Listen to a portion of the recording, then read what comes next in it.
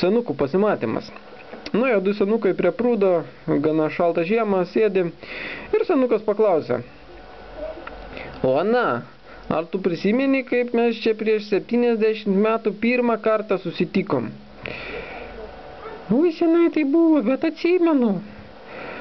O žinai, gal dar kartą, kada nors taip, aš pirmesnis ateisiu, tavęs palauksiu. Pavyzdžiui, rytoj, kaip manai? Gerai, pabandom.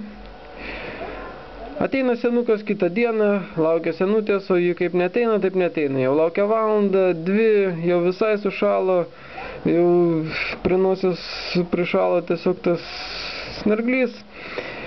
Palaukia dar valandą ir galvoja, grįšiu namo. Grįžtu namo, žiūriu, jo senutė prie pečiaus, o šildosi.